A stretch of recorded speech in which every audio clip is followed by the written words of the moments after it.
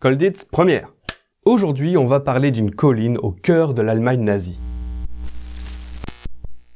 Et on va surtout parler de l'imposant château de style Renaissance, à la fois magnifique et monstrueux, qui se dresse sur cette colline. Dans ce colossal labyrinthe de pierre sont parqués les ennemis numéro 1 d'Hitler. 200 officiers. Mais qu'est-ce qui se passe ? Ah, c'est juste la monétisation de la vidéo qui s'est éteinte. Ah oui, cette vidéo commence direct par une démonétisation, hein, bam! Alors je compte sur vos commentaires et vos pouces en l'air pour améliorer le référencement de la vidéo sur YouTube. Bonjour à tous les amis, j'espère que vous allez bien. Pour l'épisode d'aujourd'hui, avec les éditions Alizio, on voulait vous présenter l'ouvrage de Ben McIntyre, consacré à Colditz, un château transformé en camp d'internement de haute sécurité pour les officiers alliés capturés et jugés comme récalcitrants ou ayant déjà tenté de s'évader. Les amis, partons à la découverte de ce lieu vanté par la propagande du Reich comme étant inviolable, ce qui fut loin d'être le cas d'ailleurs, et de son microcosme assez unique, lui donnant un aspect d'auberge espagnole, où se reproduisent les différences de rang, de statut des alliés, mais aussi où va dominer la solidarité et la résistance au nazisme. Attention les amis, vous êtes prêts? Nouez vos draps ensemble pour fuir de votre cellule et affûtez vos outils pour creuser des tunnels. Ici c'est Baptiste et il est temps de parler histoire.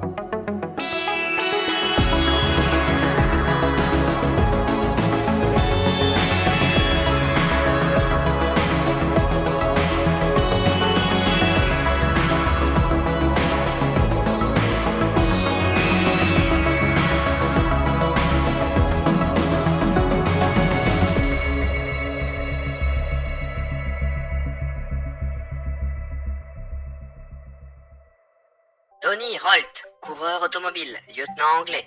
Il est capturé à Calais en 1940 et tente à de nombreuses reprises de s'évader des prisons dans lesquelles il est enfermé et finit transféré à Colditz en 1943, où il poursuit ses projets d'évasion dont une improbable tentative en planeur depuis les greniers du château. Tentative interrompue par la libération du camp. Après-guerre, il reprend sa carrière, participe au premier championnat de Formule 1 en 1950. Il fut vainqueur des 24 heures du Mans en 1953 avec une Jaguar copilotée par Duncan Hamilton. Le château de Colditz est situé aujourd'hui en Allemagne, dans le land de Saxe, dans la partie nord-ouest de la région, à mi-chemin entre les villes de Leipzig et Dresde. Il est situé sur une colline dominant la rive gauche de la Mulde, dont originellement il contrôle et défend la circulation. En 1940, il est alors situé en plein cœur du Troisième Reich, une position idéale pour éloigner le plus possible les officiers prisonniers récalcitrants, qui sont bloqués du coup à plusieurs centaines de kilomètres des frontières d'États neutres ou alliés, et du coup ce qui les empêche d'espérer retrouver leur pays un jour ou même la lutte une fois évadés. Ce n'est d'ailleurs pas la première fois que ce château fut un lieu de détention, voyons ça tout de suite. Gilles Romilly, journaliste communiste anglais, il est capturé à Narvik en Norvège en mai 1940 alors qu'il est reporter pour le Daily Express. Plus que son activité, c'est sa parenté qui le fait enfermer à Colditz. Il est en effet le neveu de Winston Churchill, Premier ministre britannique. Il est le premier prisonnier du Reich classé comme prominente, c'est-à-dire un otage de grande valeur en vue de négociations avec les Alliés. Comme de nombreux prisonniers de Colditz, Gilles Romilly tente de s'évader mais joue de malchance dans sa tentative. Il se cache dans une malle mais celle-ci est stockée à l'envers lors du transfert. La tête en bas, il finit par manifester sa présence pour sa survie. Sorti de la malle, il est reconduit à Colditz. Comme l'indique l'ouvrage de Ben, le château a déjà une longue histoire devant lui avant d'être transformé en camp de prisonniers par le Troisième Reich. Et là, on va retourner en arrière, près d'un millénaire. Effectivement, car le premier château est construit par le margrave Wipprecht de Groitsch, à partir de 1083, sous le règne de l'empereur du Saint-Empire romain germanique Henri IV. Alors, un margrave, c'est un ancien titre des princes souverains du Saint-Empire. En français, on peut le traduire par marquis. Voilà, et ce marquis, au nom difficilement prononçable même pour un Alsacien, est chargé par son empereur de germaniser la région située alors à la frontière est de l'Empire, et un peu trop slave du goût de l'empereur. Le château se développe rapidement et devient un passage obligé pour le commerce, au point qu'en 1158, l'empereur Frédéric Ier, le fameux Barberousse, fait de Colditz un bien impérial, et la gestion du château est carrément confiée au premier ministre impérial qui va fonder une dynastie qui va régner 250 ans sur le château et la région. C'est cette dynastie qui fonde après 1200 la ville de Colditz, juste en bas du château, et qui compte aujourd'hui environ 6000 habitants. Le château de Colditz passe sous le contrôle et l'allégeance de plusieurs plusieurs seigneurs et est rattaché au royaume de Bohême au XVe siècle. C'est d'ailleurs durant ce siècle, en 1430, que le château est détruit une première fois lors des guerres hussites. Alors Jean Hus, c'est un prédicateur du XIVe siècle qui pense que l'Église s'intéresse un peu trop à la richesse ou à la possession de terres, et il souhaite un retour à une Église plus spirituelle et pauvre. Mais il pense aussi que la réforme de l'Église doit passer par le pouvoir laïque, ce que la noblesse de Bohême apprécie car elle y voit la possibilité de s'attribuer les biens ecclésiastiques. Et évidemment, l'Église catholique n'apprécie pas vraiment ces idées et organise plusieurs croisades contre les Hussites entre 1420 et 1433. Ce sont les Hussites d'ailleurs qui incendient le château de Colditz et la ville en 1430. Le château est reconstruit par le prince électeur de Saxe, Ernst, en 1464. Il devient alors le pavillon de chasse de son successeur, Frédéric le Sage. Colditz connaît alors à ce moment-là un premier âge d'or, qui est marqué par un incendie en 1504 et qui détruit de nouveau le château et une partie de la ville. Le château est alors reconstruit à partir de 1520 dans le style Renaissance et dans sa configuration actuelle. On l'agrandit encore en 1582 et le château devient carrément la résidence du prince électeur de Saxe Christian Ier et la ville le lieu de résidence de nombreux fonctionnaires. Pendant près de 150 ans, le château est constamment agrandi avec des vignes en terrasse, un parc plus grand et même des grottes. Mais en 1700, le style Renaissance n'intéresse plus personne. Ce qu'on aime maintenant, c'est le baroque.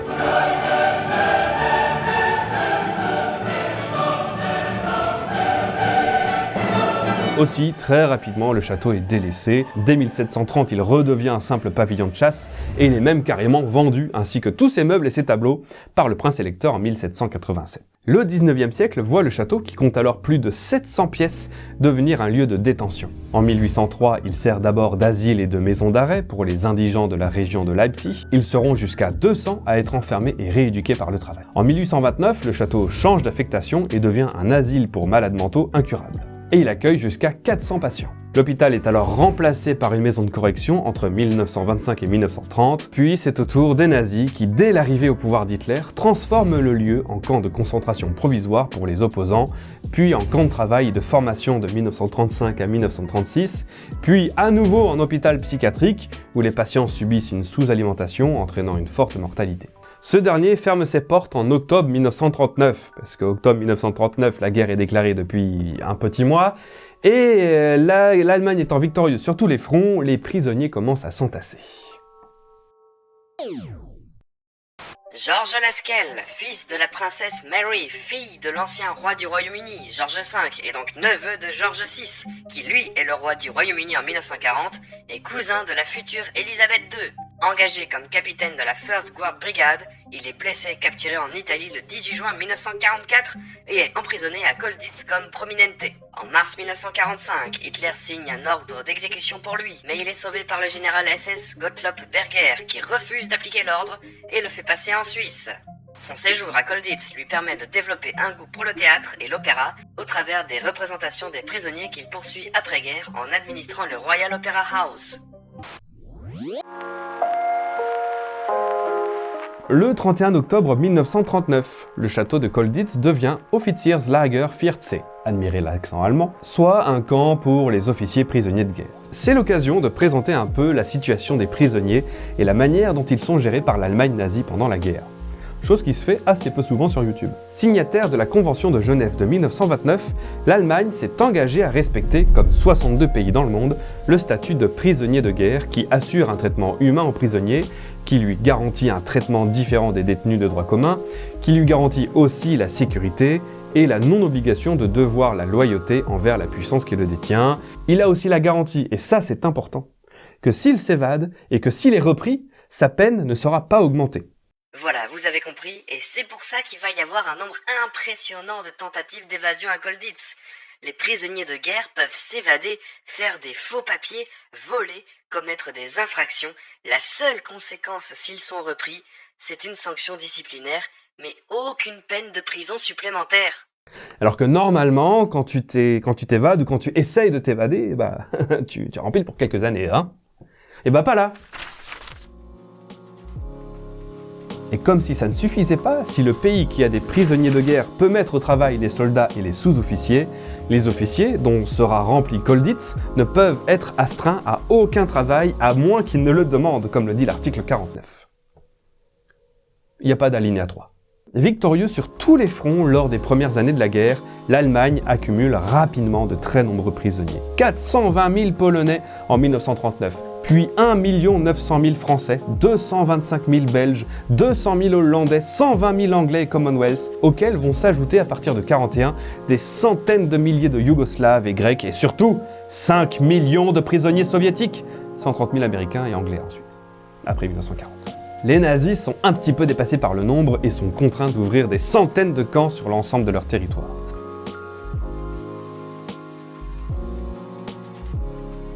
Une fois capturés, les prisonniers sont d'abord conduits dans des camps provisoires en territoire occupé. Par exemple, 62 sont ouverts en France en 1940, avant leur transfert vers les 54 Stalag pour les soldats et les sous-officiers. Stalag, qui est l'abréviation de Kriegsgefangenenmannschaftsstammlager, ou camp de base de prisonniers de guerre en français. Quant aux officiers, on les envoie vers les 49 Oflag créés. Oflag, qui est l'abréviation de Offizierslager, ou camp d'officiers en français. Dont celui de Colditz. Dans ces camps, chaque corps de l'armée allemande a la garde de ses homologues alliés. Par exemple, les marins sont gardés par la Kriegsmarine, les aviateurs par la Luftwaffe et les autres par la Wehrmacht. Si le Troisième Reich a plutôt bien respecté la Convention de Genève pour les alliés occidentaux, il n'en fut pas vraiment de même pour les prisonniers soviétiques et italiens après 1943. L'URSS n'ayant pas ratifié la Convention de Genève, les nazis se refusent à l'appliquer. Leurs prisonniers vont mourir de faim et de froid, ils seront exploités comme travailleurs forcés jusqu'à la mort. Et ce n'est malheureusement pas exagéré du tout, Sur les 5,7 millions de prisonniers soviétiques, 3,5 millions décèdent en captivité. Donc ça fait 6 prisonniers soviétiques sur 10 qui ne sont jamais rentrés à la maison. De même, l'Allemagne refuse d'accorder le statut de prisonnier de guerre aux soldats italiens capturés après leur passage dans le camp allié en septembre 1943. Ceux-ci sont alors employés comme main-d'œuvre forcée et sur les 600 000 capturés, plus de 50 000 Italiens meurent en captivité. Enfin, pour être tout à fait complet sur ce petit focus sur les prisonniers, il faut savoir que les Alliés également ne respecteront pas à la lettre la Convention de Genève en retenant longtemps après la guerre les prisonniers de guerre allemands, alors que la Convention dit qu'un prisonnier de guerre doit être libéré dès la fin du conflit. Les Alliés vont aussi les employer à des tâches dangereuses comme le déminage pour les Français, sans oublier le cas tragique des prisonniers de l'Axe en URSS. Sur environ 3 millions de prisonniers de guerre allemands, environ 400 000 sont morts dans les camps du NKVD selon la Russie et plus du double selon l'Allemagne.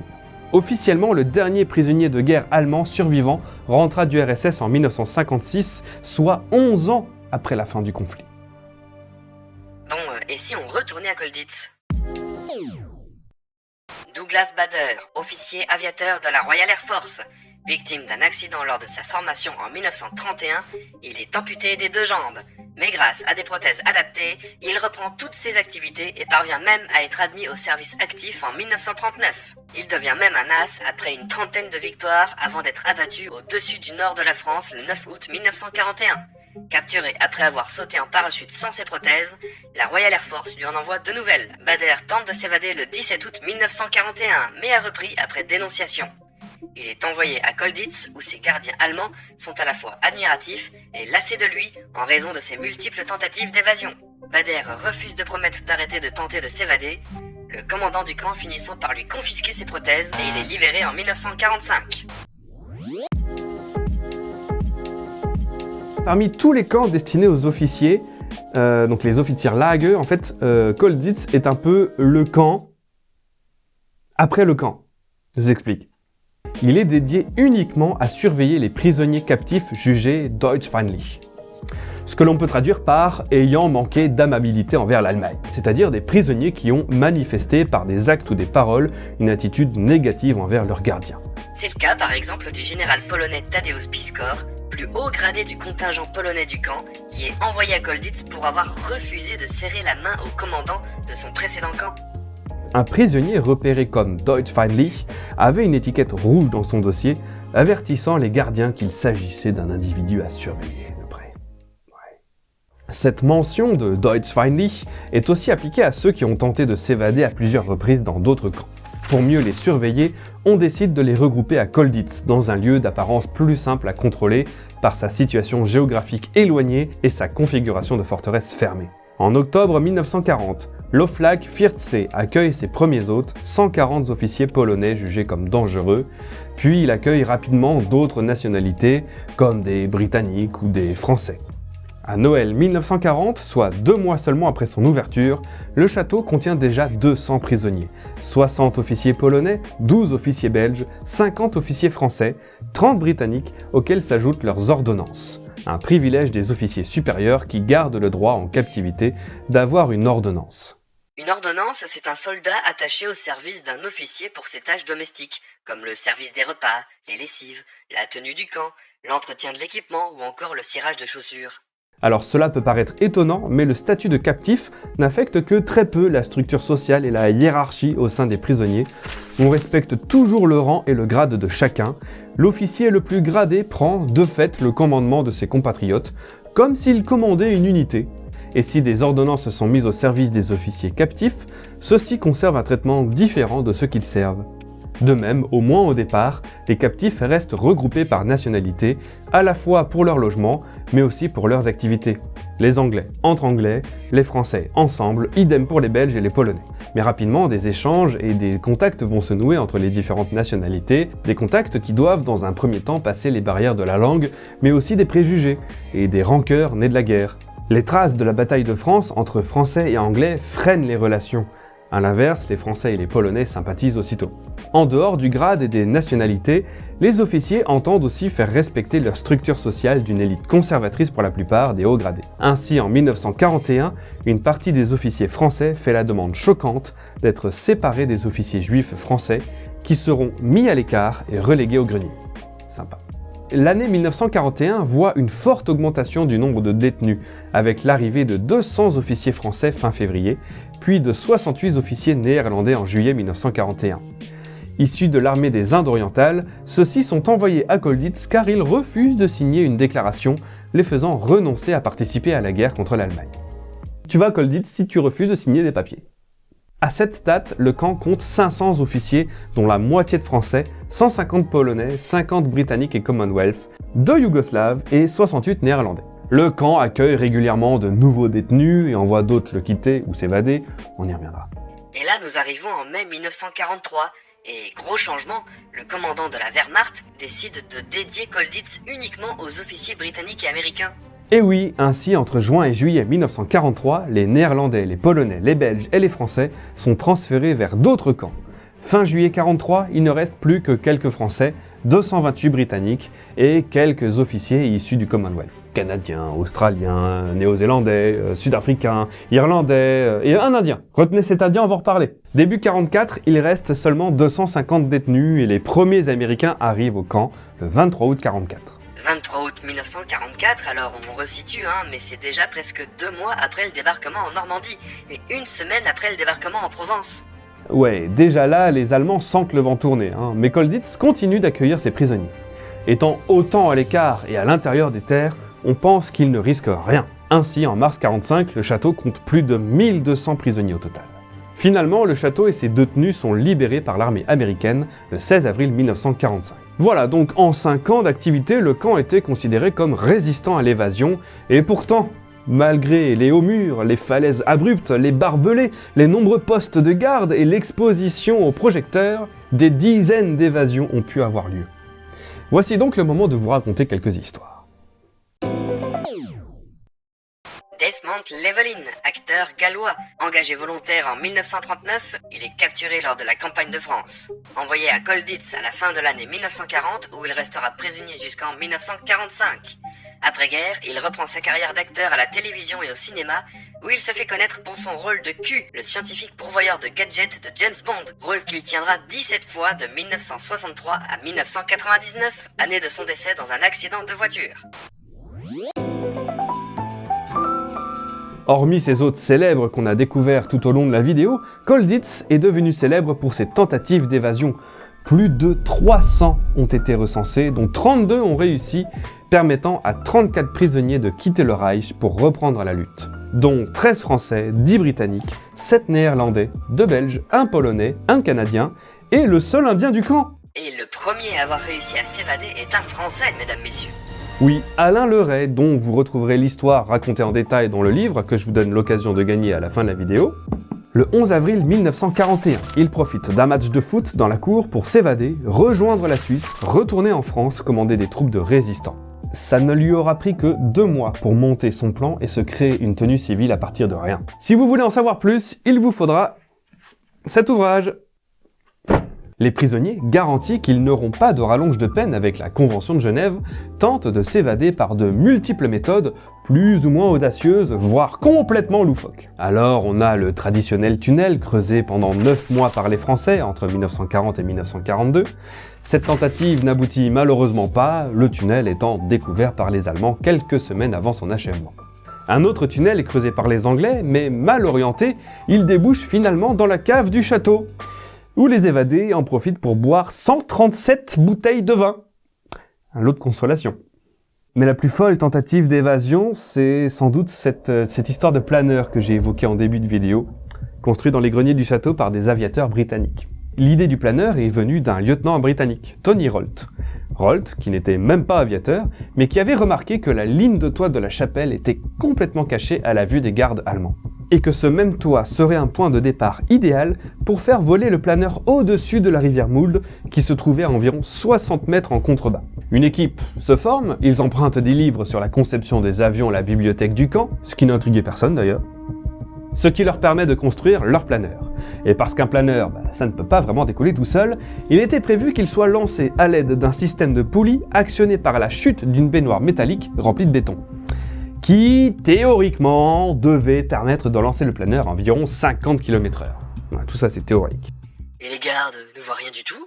Bah non, en fait, les gardes, ils ont plutôt l'habitude de chercher les tunnels en bas, pas vraiment des ateliers secrets en haut. Tout ce qu'il est possible d'utiliser l'est. Les lattes des lits et les planches du plancher pour la structure, les câbles électriques pour les fils de commande, ou encore les sacs de couchage des prisonniers pour recouvrir la structure. Et là, normalement, vous vous dites qu'un sac de couchage, ça laisse passer l'air. Pour un avion, c'est quand même assez moyen. Et donc, ils vont carrément avoir l'idée d'utiliser le millet de rationnement allemand qui est bouilli et utilisé comme une sorte de colle pour sceller le tissu. Ah, c'est MacGyver, les mecs, hein. Le résultat, 10 mètres d'une aile à l'autre et 6 mètres du nez à la queue. Le décollage était prévu pour le printemps 1945, pendant une panne d'électricité due au raid aérien, mais à ce moment-là, les canons alliés se faisaient entendre et l'issue de la guerre était pratiquement certaine. Ouais, printemps 45, la France est déjà libérée. L'officier d'évasion britannique décida que le planeur devait être disponible au cas où les SS ordonneraient le massacre des prisonniers afin de faire passer un message aux troupes américaines qui approchaient. Le planeur était presque terminé lorsque l'armée américaine justement libère la prison le 16 avril 1945. Impressionnant. Construire un planeur dans un grenier. Outre le planeur, les détenus tentent aussi de soudoyer les gardes. Ils fabriquent de faux papiers, de faux uniformes, des mannequins pour simuler leur présence lors des appels. Ils sont très imaginatifs. Je vous laisse découvrir tout ça, encore une fois, en lisant l'ouvrage de Ben, qui est quand même bien complet. Mais pour vous donner un avant-goût, voici la première tentative présentée dans le livre. En septembre 1943, Michael Sinclair, lieutenant anglais de 25 ans, tente de s'échapper en se déguisant en l'un des sergents-majors du camp, un certain Rothenberger.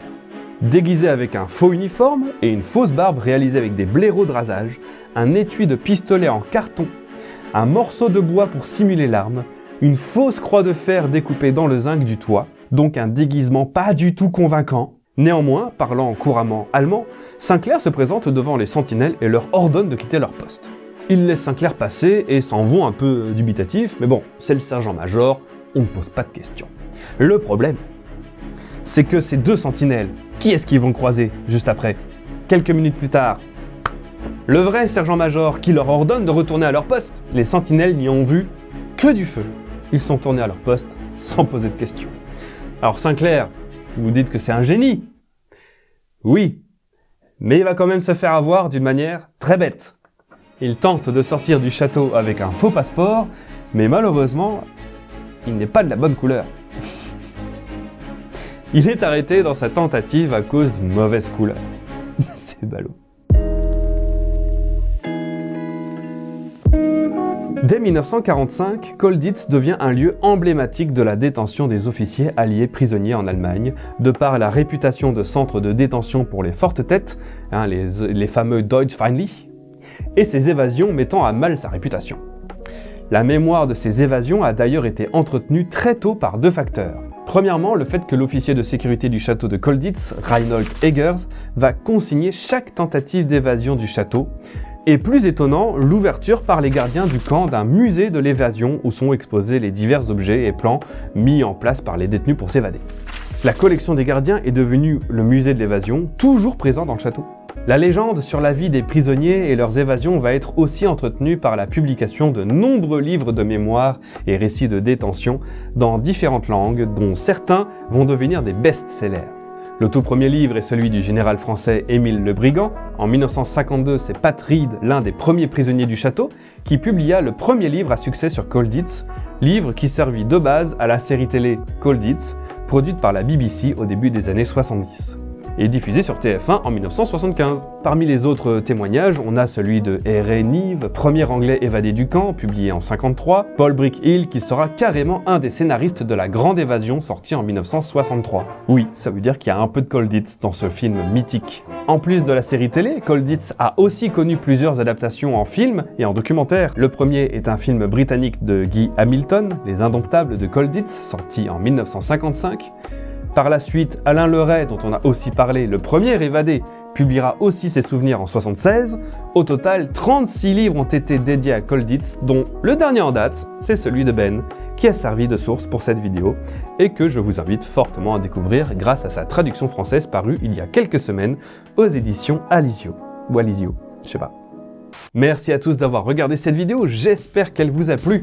Vous êtes plus de 91 000 à me suivre sur YouTube, merci beaucoup. N'hésitez pas à suivre aussi la page KissKissBankBank. Si chacun de vous donne 1 €, c'est la fin de la galère pour moi et pour la chaîne.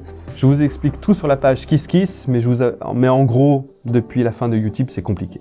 Si ce n'est pas possible pour vous, il n'y a vraiment aucun problème. Chaque pouce en l'air, chaque commentaire aide beaucoup à mettre cette vidéo en avant, donc je compte sur vous. Alors, grâce aux éditions Alizio, il y a 2 exemplaires de ce livre à gagner, et pour participer, rien de plus simple, vous likez la vidéo et vous écrivez en commentaire un planeur dans le grenier. Dans le mien, on y trouve, et vous laissez votre clavier terminé si vous êtes sur téléphone, sinon vous inventez un truc qui n'a rien à faire dans ce grenier. Votre participation sera alors automatiquement prise en compte, tirage au sort 2 semaines après la sortie de la vidéo. Donc n'hésitez pas à revenir sur la vidéo pour vérifier que vous avez gagné. Je répondrai aux commentaires en leur disant que c'est gagné. Merci à tous et merci aux éditions Alizio d'avoir sponsorisé cette vidéo. Sans eux et sans vous, cette vidéo n'aurait tout simplement jamais existé. Les amis, j'espère vous revoir très vite, histoire de parler histoire. Et n'oubliez pas de vous abonner à cette chaîne YouTube. Ici, on parle d'histoire avec un grand Y.